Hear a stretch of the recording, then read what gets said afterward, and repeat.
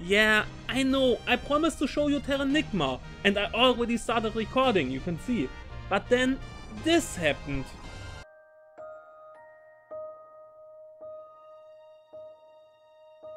Yeah, the second part of one of my favorite games of all time was released.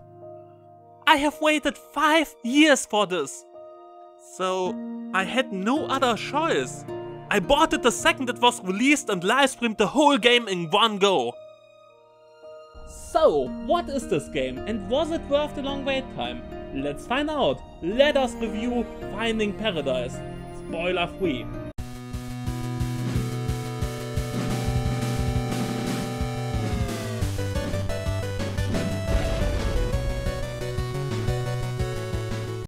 This game is made by Kan Gao.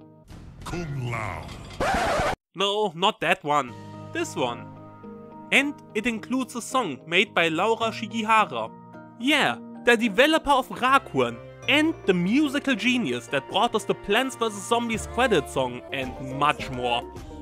Finding Paradise is the standalone part 2 of the Sigmund Corp series. The first game was the universally loved To the Moon and one of my all-time favorite games. And with this video, I will give away one copy of it, so someone can experience this awesome series from the beginning. You have most likely heard of To the Moon because some of the biggest YouTubers like Markiplier and even PewDiePie made videos about it.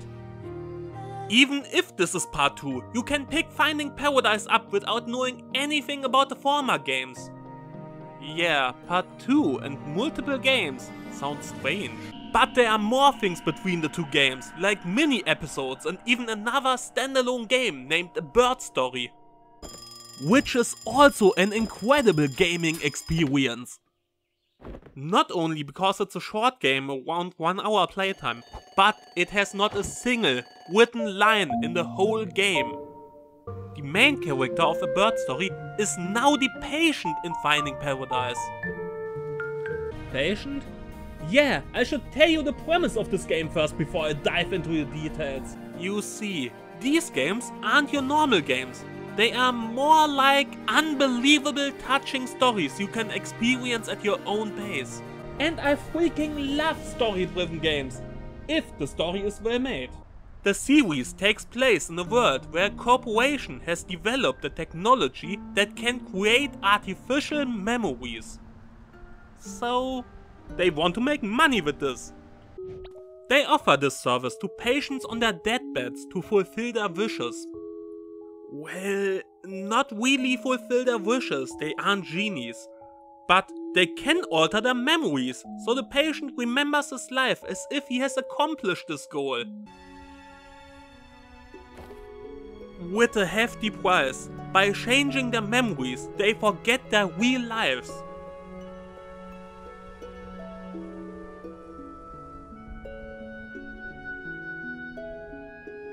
The main characters in the series are Dr. Neil and Dr. Eva, two scientists and employees from Sigmund Corp. They cannot simply change the memories of their patient, or he would subconsciously know something is wrong and it wouldn't work. Instead, they have to travel back through the whole life of the patient to plant this special desire into his childhood's memory.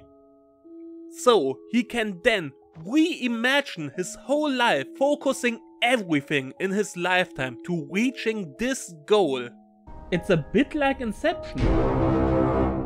In To the Moon, the patient wanted to, well, go to the moon. Who would have guessed with such a title? In Finding Paradise, the patient has a wish that is, like the store page says, that appears to be self-contradictory by nature. I will not say what he wishes for, because this is a spoiler-free review. A Painter reviews without spoilers. Yeah, I can do this. To travel through his memories, they have to find memory links, which are found by exploring the set pieces, interacting with everything, and most importantly, learning about his life. After they have found all links, they have to find a memento, an item which connects multiple parts of his life. This series tackled some risky topics, with the whole premise being traveling through the memories of people on their deathbed. and seeing the stuff they went through in their lives. Some of these topics can hit really hard, especially if you, the player, can relate to them. Heck, in one scene of the original To the Moon, stupid ninjas were cutting onions behind my back. It was incredible. This was something not a single game has managed in forever. And it was the reason why I love the series so much, even to this day. The fantastic storytelling is the strongest point in this game, but it is not the only strong point. It has unbelievable good music, and it is also incredibly funny. It is a perfect mix of serious moments and goofy ones. It mostly works because the two main characters are interesting and have real chemistry, while Neil is a nerd and a goofball. Eva is more serious and more sensitive, but still is lovable and relatable. And they really behave like they are real long-time friends. I loved every interaction between these two. Finding Paradise even improved on the only lacking part of the original game: the gameplay. Don't misunderstand me, these games are amazing, but they aren't really games. They are stories with a huge advantage over movies or TV shows. You, the player, are pushing the story forward. This makes you feel so much more engaged with everything that happens on the screen. In To the Moon, you don't really do anything gameplay-wise besides walking around and clicking on stuff. Each memento was a little puzzle you had to solve to get to the next memory. But the puzzles were not interesting and nothing new during the whole game. In Finding Paradise, he changed and improved the puzzles and even put new twists in later ones. You have to sorta match 3 of the right item in a grid together to enter the next memory, while having special tiles on the board which alter the symbols or the grid itself, like tiles that hide the pieces or blocked rows you cannot use. These are way better than in the first game. I wished he would have gone all out with it. The game gives little nods to all the former titles right from the start, so if you played the other games, you are rewarded in an awesome way.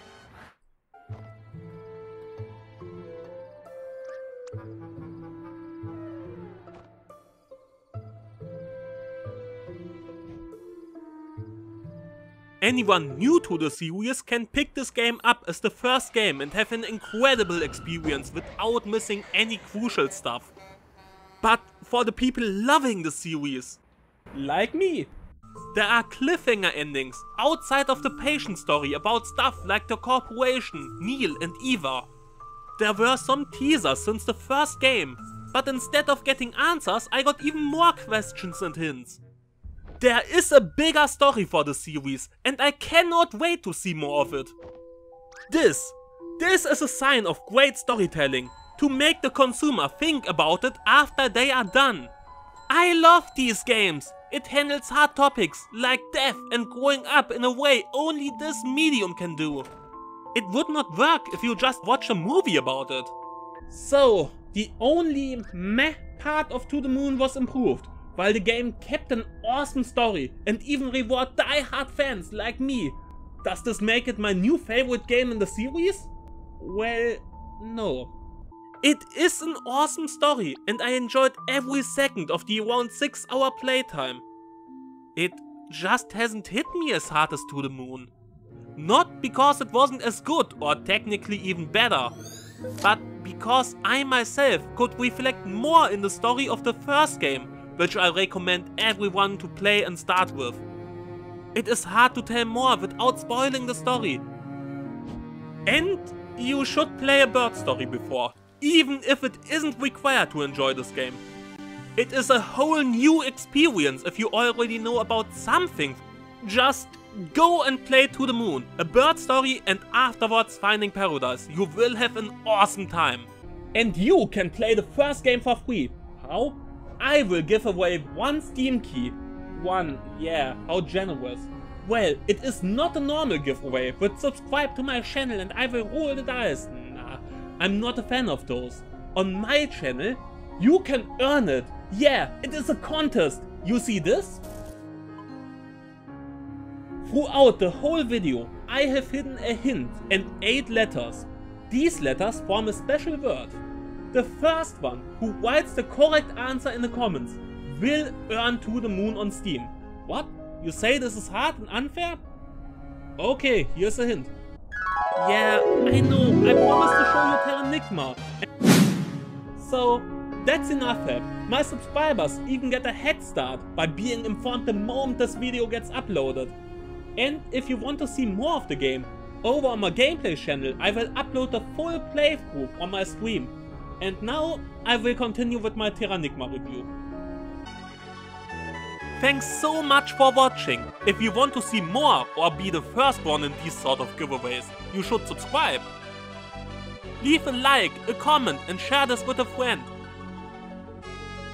And let me know what you think about these sort of giveaway contests.